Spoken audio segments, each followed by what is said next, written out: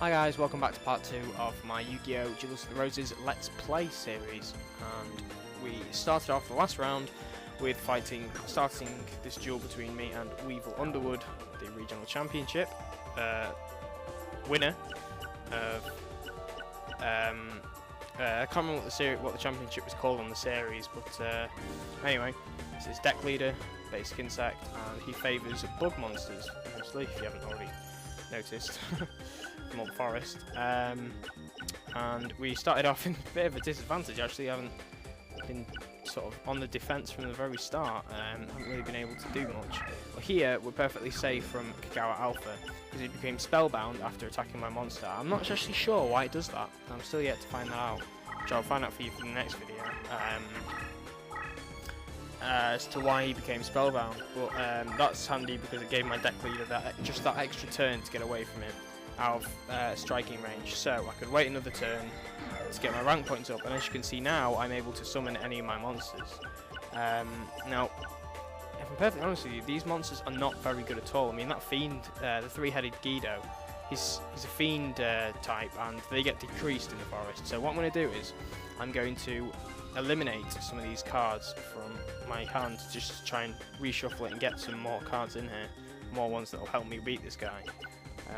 So I'm going to go with Marvelous and Three-Legged Zombie, and then I'm going to, the last card is going to be the card I actually want on the field. I'm going to put that away. Okay. Now, considering his attack points 1,750 and that's 1,800, I can leave him in attack mode. And if he doesn't attack me straight away, I'm going to just let him attack me. Because I'm hoping that he decides to try and attack Stone Statue of the Aztecs, where his life points will take a considerable amount of damage. Because if this monster here, Kuwagata Alpha, there we go, attacks Stone Statue of the Aztecs. Stone Statue of the Aztecs has 2,500 defense points. Kagawa Alpha has 1,750 attack points. So if he attacks, and obviously his defense points are higher than his attack points, difference between them, so 2,500 take away 1,750 is indeed 750. They will take 750 damage to their life points, but Kuwagata Alpha would still be. I mean, I'm just going to call him KA for this time, because it's just getting ridiculous. KA will still be alive afterwards, but they will have taken 750 damage to their life points. So that's why it's always good to have cards in defense mode, so I can attack their life points and then kill him with Fire Garu. And the turn.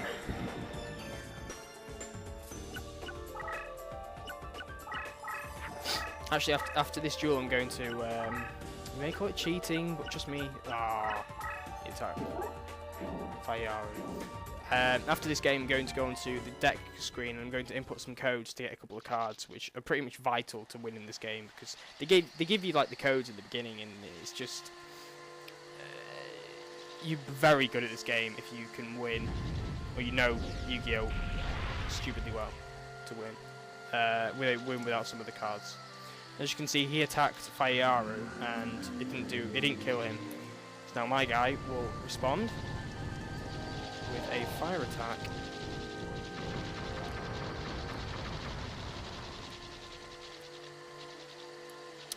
Which, as you can see, has won that battle. Hits me, fails, hits back at him, takes 50 life points. So as you can see now on the top right, they have 3,950 life points. Obviously, the aim of the game is to... You can win either one of 3 ways, I believe. Actually, no, one of 4 ways if you want to be particular about things. So look at this. Ooh! That will help. Dramatically. Anyway, you can win one of 3 ways. You can either... destroy all their life points by killing their monsters or attacking their deck leader directly. You can make them run out of cards, which will force them to surrender. You can block their deck leaders from making any other moves. So you can have, say if Basic Insect was in the corner and I had a guy there, a guy there, and a guy there. The Basic Insect can't move because obviously it can't attack, and it can't place any cards down because that's its only something area. So that would render them unable to complete any more turns, which then therefore forfeits them the game. You can then also win with Exodia if you have it. you have to get the head as your deck leader, and then the arms and the legs, and then you keep them alive in one position for one turn, and then Exodia will be summoned, and then you will win the game. But obviously, I'm not planning on getting Exodia anytime soon. It's very difficult to get. You've got to use cheats, you know, being very lucky on the graveyard slot machines and all that. So we might get a couple of pieces, but we'll probably never get the full set. But anyway, as I saw in my hand then, I've got this Burning Spear, which is a magic card, and it's a power-up card, which, if you look at this description here, it increases the power of pyro monsters by 500 points. And if you look at our Fayaru, he is a pyro type monster. So therefore, considering he's already got the 500 bonus points from the forest terrain, I'm going to equip Burning Spear to further increase his attack points. Now he's on 2,300 attack points and 2,000 defense points. Now obviously against some of Weevil's monsters they have nearly 2,700 attack points. Even Great Moth, you know, has got nearly 4,000, so he's not much of a match, but he will certainly be able to dint, I suppose if that's the right word for it, Weevil's defenses. Final weak spot. Right, okay, so we have two Hina Towers. I could use these, but I don't know. Yeah, anyway, Hibutama is inflicts 100 points of damage to opponent's life points. So if I put it down, flips it over,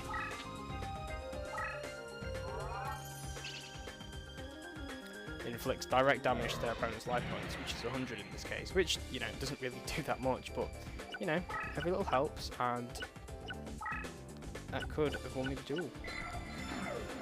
Anyway, let's end this turn and let Weevil go for his.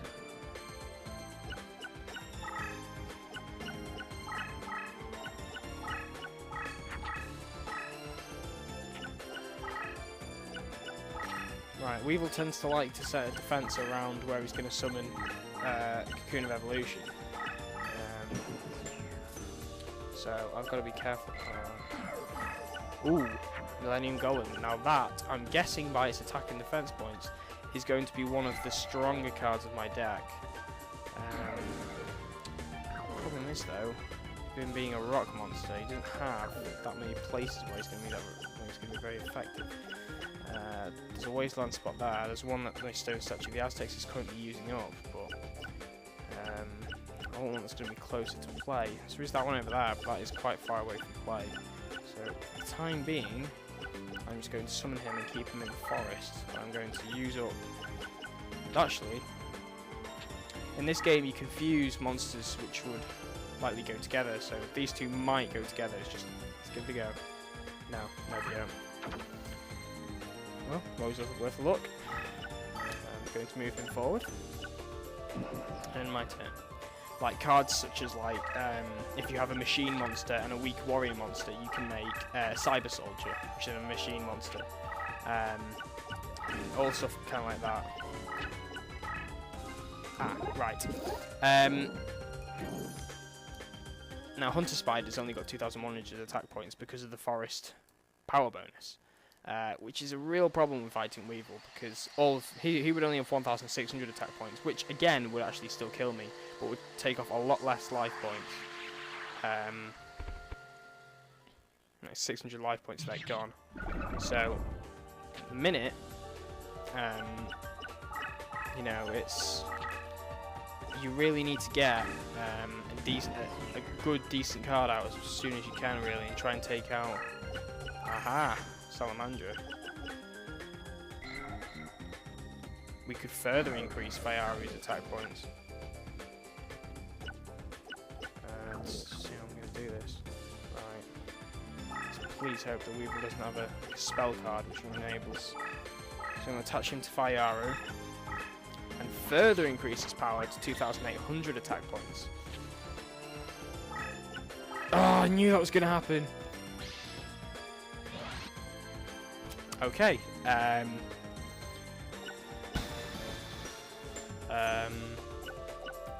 with this now, I cannot move my deck leader because I moved him to be able to put Salamander in a place where I could get Fayaru to be increased. So, in doing this, I could either do one of two things. I could either hope that in my next turn, the computer decides that it would be a good idea to attack him instead of attack my leader directly, which is very unlikely.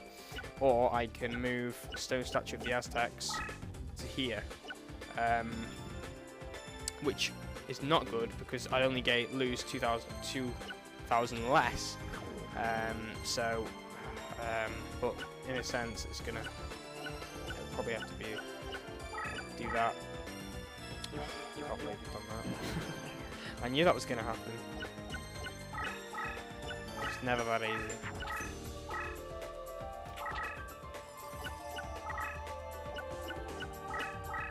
Oh, I thought he didn't turn. What? Wow, I'm very lucky that he decided that was a good idea. Okay, well, thankfully, there we go, right, I'll show you this thing now. So we've got a machine here, Cyber Soldier of Dark World, and Ramundus of the Red Sword.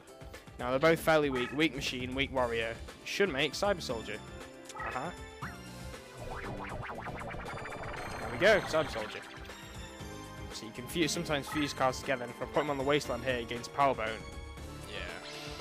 There's no real need for that. It doesn't do anything. It just stops him from moving, but anyway. I'm just going to get rid of this Hunter Spider as soon as possible. Just get him out of the way, get him gone.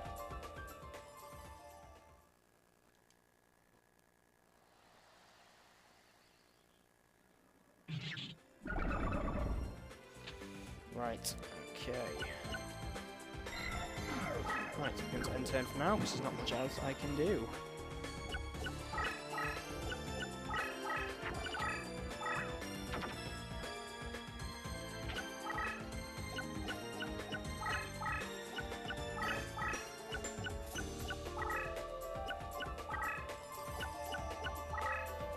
Okay, my turn now. On my hand. Now we have Dark Rabbit here, who is a beast card, so therefore gets increased by the forest habitat. Now I'm seriously considering putting him out because he has a high defense points, but obviously his attack power suffers a little bit. Now I'm going to place out. I'm going to move Stone Statue of the Aztecs back. So I'm going to move Fiaru, Goku Ball. We don't really need Goku Ball. Don't have to worry about him too much. Just going to skip battles because it just saves time, that's all. And you've already seen his attack, so you're not really missing much. You can place out Millennium Golem. There's another possible attack card. I know his attack, if he pulls out Hercules Beetle or Quagga Hercules, then I'm dead. Against the Millennium Golem, but it's the only real other card I can use on the offense at this point. Okay. Infinite Dismissal.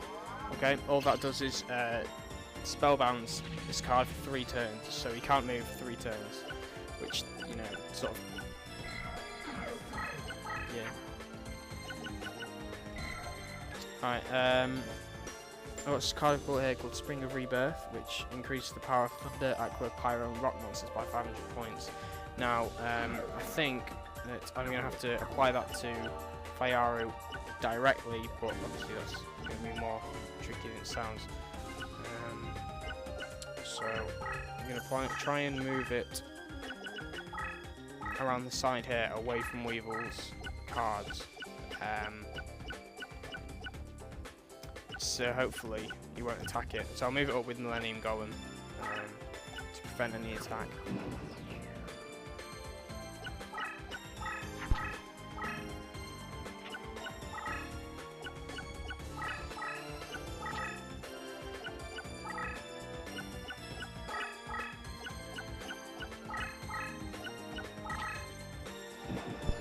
Okay, so all Weevil's done at the minute is move cards closer to Fiaru, which is worrying, but I mean, he hasn't used any power increases, so Quagga Hercules and Hercules Beetle would not be powerful enough to defeat him. So I'm just going to move Millennium Golem up with Spring of Rebirth. time being. Aha! Wasteland. Right, that is good. It's very good. What that does is that converts, for those who don't know, that converts the field in like a diamond shape into wasteland terrain, which will obviously take away Weevil's power bonus and give it to most of my monsters.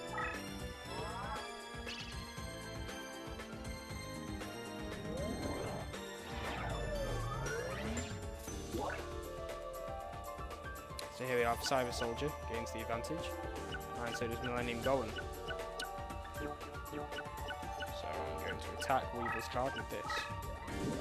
Ah, my Need to Bug. My Need to Bug special effect is that it can kill, that as soon as it opens, as soon as it flips up, it destroys the opposing enemy when it's flipped face up in battle, which is fairly frustrating, I know. But anyway. Right, I'm going to have to end it there. Thanks for watching, guys. Please comment, rate, subscribe. Cheers.